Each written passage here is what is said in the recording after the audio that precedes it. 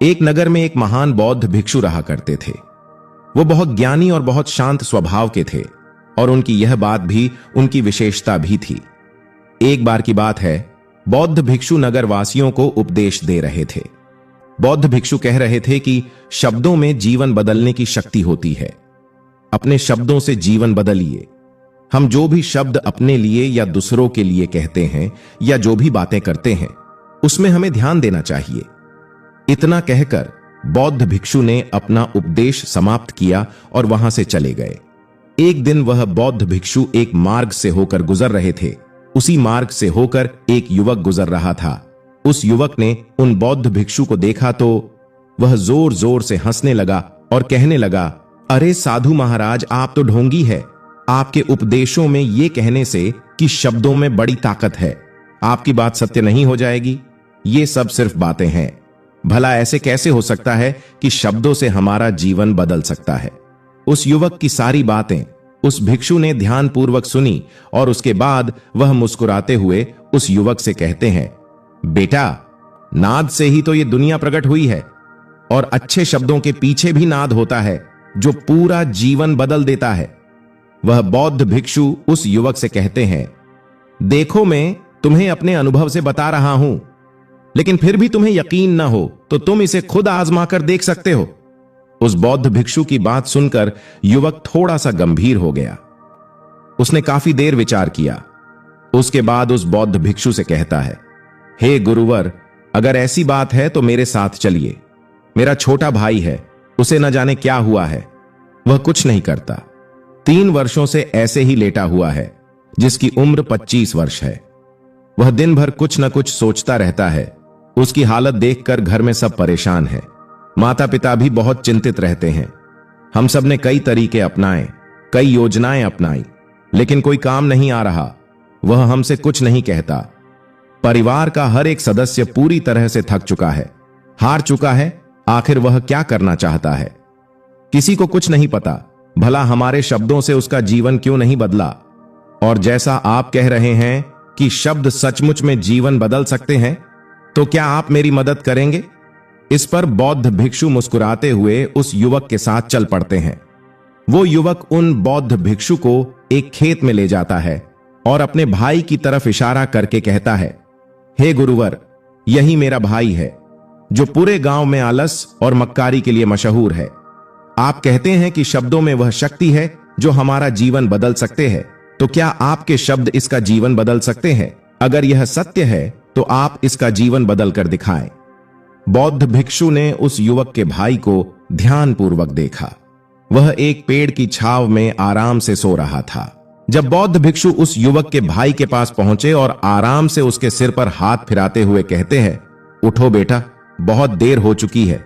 यह सोने का समय नहीं है, यह तो जागने का समय है। उन बौद्ध भिक्षु की आवाज सुनकर वह लड़का थोड़ा अचरज में पड़ गया। आखिर कौन है जो मुझे इतने प्यार से जगा रहा है? वरना गांव वाले तो मुझे आलसी और मक्कार ही कहते हैं। उसने आंखें खोली और आंखें मलते हुए उसने बौद्ध भिक्षु से कहा, हे गुरुवर, आप कौन हैं और यहां क्यों आए हैं? इस पर बौद्ध भिक्षु उस युवक से कहते हैं, बेटा, ये प्रश्न तो मैं तुमसे कहना चाहता हूं। तुम कौन हो, यही तो तुम्हें जानने की आवश्यकता है। उन बौद्ध भिक्षु की बात सुनकर वह लड़का जोर जोर से हंसने लगता है और कहता है, आप मेरे बारे में जानना चाहते हो तो गांव के किसी भी सदस्य से पूछिए, आपको पता चल जाएगा कि मैं कौन हूं। आपसे हर कोई यही कहेगा, वह आलसी और मक्कार है। तरह तरह के ताने सुनाएंगे, तरह तरह की बातें कहेंगे। इससे आपको यह यकीन हो जाएगा और पता चल जाएगा कि मैं कौन हूं। तभी बौद्ध भिक्षु मुस्कुराते हुए उस लड़के से कहते हैं, बेटा, सबसे पहले मेरी यह बात सुन लो। मेहनती इंसान को शब्द उसे अंदर से चोट पहुंचाते हैं। कभी अपने आप को कोसो मत। और मेरी यह दूसरी बात भी सुन लो। मैंने गांव वालों से नहीं पूछा कि तुम कौन हो, मैं तुमसे पूछ रहा हूं कि तुम कौन हो। लेकिन तुमने तो अपनी आदतें मुझे बताई। आलस तुम्हारी पहचान नहीं, तुम्हारी आदत हो सकती है, और इंसान नहीं, उनकी आदत खराब होती है। इसलिए बेटा, तुम आलसी या मक्कार नहीं हो, यह तो तुम्हारी आदत है। इतनी सी बात है जो गांव वाले नहीं समझ सकते। ये सारी बातें सुनकर लड़का थोड़ा सा आश्चर्यचकित रह गया, क्योंकि गांव वाले हमेशा उसे आलसी और मक्कार कहते थे और तरह तरह के ताने ही सुनाया करते थे। उस बौद्ध भिक्षु की बात सुनकर उस लड़के की आंखों में आंसू आ गए। वह तुरंत ही दोनों हाथ जोड़कर बौद्ध भिक्षु के चरणों में गिर गया और उनसे कहने लगा, आप सत्य कहते हैं। इस मेरी आदत से ही मैं बहुत परेशान हूं। मेरी लाख कोशिश के बाद भी मैं इसे बदल नहीं पा रहा हूं। कुछ भी कार्य करने की कोशिश करता हूं तो मेरा ध्यान इधर उधर की बातें सोचने में लग जाता है और मैं परेशान हो जाता हूं और इस दर्द को दूर करने के लिए सो जाता हूं। गुरुवर, मैं इन आदतों को बदल नहीं पा रहा हूं। जब भी मैं किताब पढ़ने की कोशिश करता हूं तो मुझे नींद आने लगती है।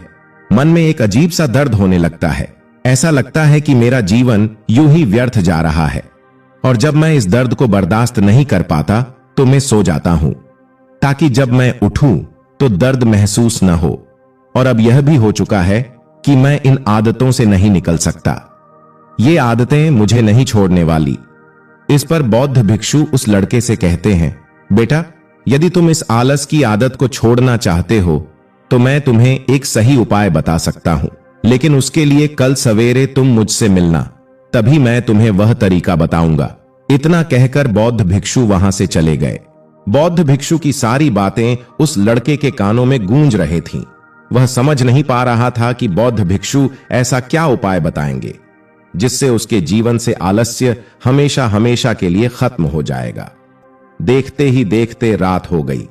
रात भर वह बिस्तर पर करवट लेता रहा और उन बौद्ध भिक्षु की बातों के बारे में सोचता रहा और सुबह हो गई। सुबह होते ही वह लड़का बौद्ध भिक्षु के पास जा पहुंचा और उनको प्रणाम करके कहता है, हे गुरुवर, जैसा कि आपने कहा था कल सवेरे मुझे मिलना, गुरुवर में आ गया। अब मुझे वह मार्ग बता दीजिए जिससे मैं अपने जीवन से इस आलस्य को निकाल सकूं। तभी बौद्ध भिक्षु उस लड़के से कहते हैं, जब भी तुम कोई दुविधा में हो या निर्णय न ले पा रहे हो, तुम्हारे मन में तरह तरह के प्रश्न उठ रहे हो कि मैं क्या करूं, कैसे करूं, ये सब कैसे होगा, तब तुम वास्तव में अपने अतीत से सोच रहे होते हो कि पिछली बार तुम्हारे ऐसा करने पर क्या हुआ या अतीत में लोगों ने तुमसे क्या कहा था। तो आज से कभी भी अपने अतीत से नहीं बल्कि भविष्य का सोचो। इस पर लड़का कहता है, गुरुवर, भविष्य से वो भला कैसे? तभी बौद्ध भिक्षु उस लड़के से कहते हैं, मान लो तुम्हारे पास किसी चीज की कमी नहीं है, तुम्हारे पास वो सारी सुख सुविधा है जो तुम चाहते हो, तो अब बताओ तुम अपना जीवन कैसे व्यतीत करना चाहोगे? उन बौद्ध भिक्षु की बातें सुनकर वो लड़का सोच में पड़ गया, क्योंकि वो लोगों से आज तक ताने ही सुनता आ रहा है। किसी ने उससे ऐसे बात नहीं करी। बौद्ध भिक्षु उससे उसकी आने वाले भविष्य के बारे में उससे बातें कर रहे थे। उन बौद्ध भिक्षु की बातें सुनकर वो लड़का स्वयं से प्रश्न करने लग गया, यदि मेरे पास सब कुछ होगा, धन की कमी नहीं होगी, तो मैं अपना जीवन कैसे व्यतीत करूंगा? कुछ देर सोच विचार करने के बाद उन बौद्ध भिक्षु से कहता है, गुरुवर, मैं यह दुनिया घूमना चाहूंगा, पहाड़ों पर चढ़ना चाहूंगा, समुद्र की रेत पर चलना चाहूंगा और मैं एक बहुत बड़ा व्यापारी बनना चाहूंगा। तभी अचानक उसका ध्यान टूट गया और वह गुरुवार से कहता है, यह कैसे संभव होगा? मेरे मात्र सोच लेने से यह सब पूरा नहीं होने वाला। ऐसा कहते ही अतीत में बीती हुई सारी घटनाएं उसकी आंखों के सामने से गुजरने लगी और एक बार फिर से निराश होने लगा और अब यह सोचने लगा कि मेरे पास तो पैसे ही नहीं है, तो मैं भला व्यापार कैसे कर सकता हूं, और न मेरे पास कोई व्यापार करने का अनुभव है।